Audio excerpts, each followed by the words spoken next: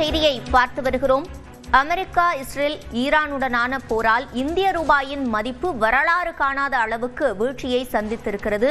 தற்போது $1 92 ரூபாய் 31 காசுகளாக இந்திய ரூபாய் சரிந்திருக்கிறது.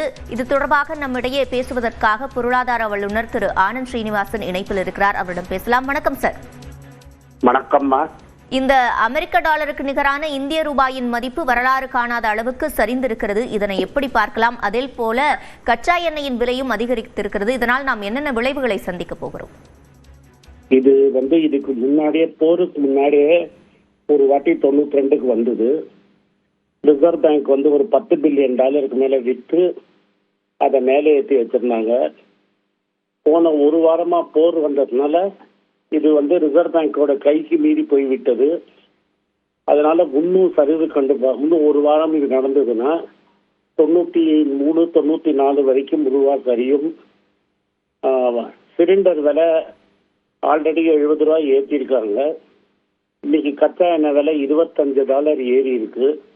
அதனால திரும்பி சிலிண்டர் விலை ஏறத்துக்கு வாய்ப்பு இருக்கு. எஸ்பெஷலி கமர்ஷியல் சிலிண்டர் 10% மேல ஏற்றுவாங்க. இதனால சின்ன சின்ன ரெஸ்டாரண்ட்டு, அது கேட்டரிங் கான்ட்ராக்ட், அவங்களுக்குலாம் கஷ்டம்.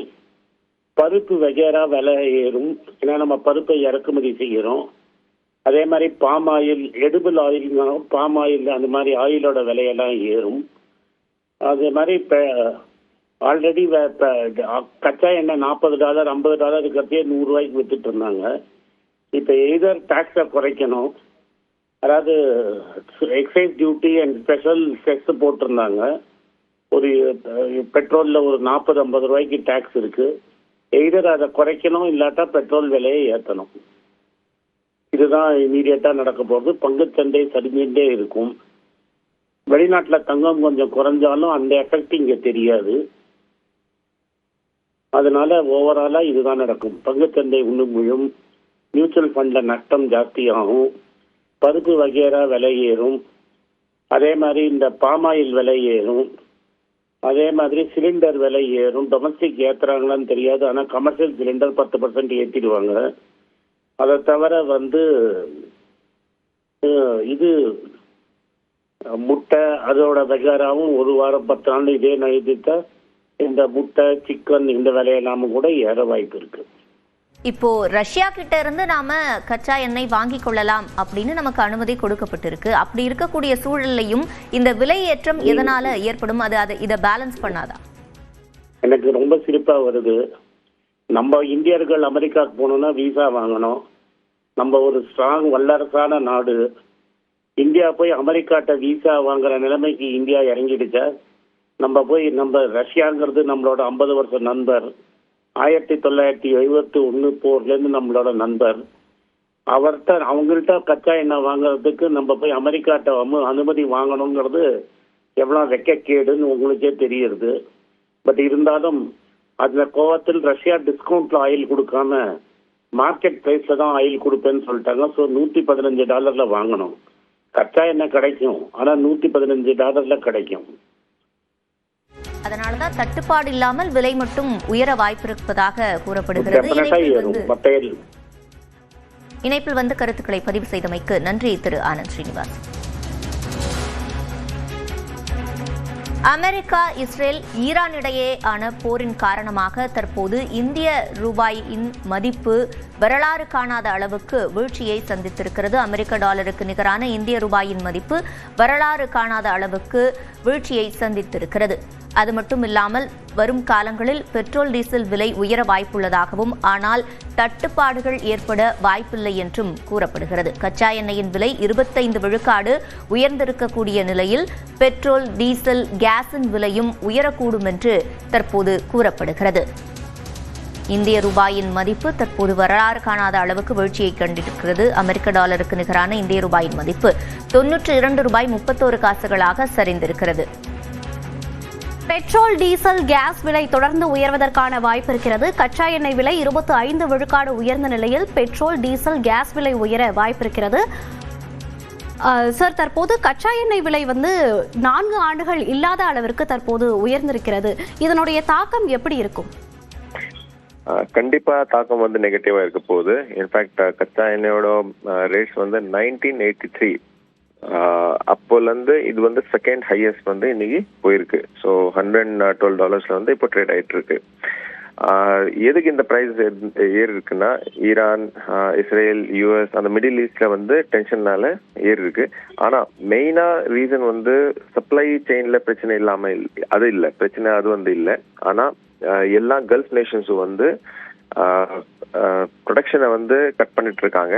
எதுக்குன்னா அவங்க கிட்ட ஸ்டோரேஜ் பண்றதுக்கு இடம் இல்லை. ஸோ அதனால என்ன ஆக போகுதுன்னா, ஆட்டோமேட்டிக்கா சப்ளை வந்து கம்மியாக போகுதுன்னு சொல்லி கச்சா எண்ணெய் ரேட் வந்து மேலே இருக்கு. இப்போ போன வாரம் பார்த்தோம், நம்ம எல்பிஜி கேஸ் சிலிண்டர் வந்து ஆல்ரெடி ₹60 மேலே போயிருக்கு. ஆல்மோஸ்ட் 90% கச்சா எண்ணெய் வந்து இம்போர்ட் தான் பண்றோம். ஓகே, நம்மளோட டிபெண்டன்ஸ் ஃபுல்லாவே வந்து கச்சா எண்ணெய் மேலே ஃபாரின் கண்ட்ரீஸ்ல தான் வரணும். ஸோ ஒரு $1 கச்சா எண்ணெய் மேலே ஏறும்போது இந்தியாவுக்கு வந்து ஒரு 8,000 கோடி வரைக்கும் லாஸ் வந்து ஆகிறதுக்கு சான்சஸ் இருக்கு. ஸோ ஒரே நாள்ல நம்ம வந்து 20 பார்த்தா கண்டிப்பா பிஸ்கல் டெபிசிட்க்கு வந்து இது வந்து பெரிய தாக்கமா இருக்கும். அதனால வேற வழி இல்லாம கவர்மெண்ட் வந்து பெட்ரோல் டீசல் வந்து விலை ஏற்றி தான் ஆகணும். அது வேற வழியில இல்லை அவங்க கிட்ட. ஸோ விலை ஏறிச்சுன்னா என்ன ஆகும்? அஃப்கோர்ஸ் சில லிங்க்டு இண்டஸ்ட்ரீஸ் கச்சா எண்ணெய் மேலே டிபெண்ட், ஃபார் எக்ஸாம்பிள் பெயிண்ட்ஸ் இருக்கு, ஆட்டோமொபைல் இருக்கு, இந்த கம்பெனிஸ் எல்லாமே வந்து கொஞ்சம் சஃபர் ஆக போகுது. அண்ட் மக்களுக்கு வந்து இது பாதிக்க போகுது. எதுக்குன்னா, ஒரு $7-8 பெட்ரோல்ல வந்து ஏற்றுனாங்கன்னா டெஃபினட்டா அது வந்து ஒரு டெம்பரரி நெகட்டிவா இருக்கும். ஸோ கவர்மெண்ட் என்ன பண்ணிட்டு இருக்கு, மேபி உடனே வந்து ஏத்தாம கொஞ்சம் ஒரு 2 நாள் 3 நாள் வெயிட் பண்றதுக்கும் சான்சஸ் இருக்கு. எதுக்குன்னா, நம்ம கிட்ட இன்னைக்கு டேட்ல வந்து ஒரு 50 நாளுக்கு வந்து ஸ்டாக் இருக்கு இந்தியால கச்சா எண்ணெயோட ரிக்குவயர்மெண்ட். ஆனா இது வந்து டென்ஷன் கம்மி ஆகிற மாதிரி தெரியல மிடில் ஈஸ்ட்ல. அதனால கவர்மெண்ட் என்ன பண்ணலாம்னா, சில டிஸ்ட்ரிக்ட்ஸ்க்கு வந்து கச்சா எண்ணெயோட சப்ளை வந்து கட் பண்றதுக்கு சான்சஸ் இருக்கு. எமர்ஜென்சி ஆக்டை வந்து இம்ப்ளிமெண்ட் பண்ணி நாங்க வந்து இப்போ $100 லிட்டர் கொடுக்குறோம்னா இன்வென்ட் வந்து நாங்க 50 தான் கொடுப்போம், 25 தான் கொடுப்போம், அந்த மாதிரி பண்றதுக்கும் சான்சஸ் இருக்கு.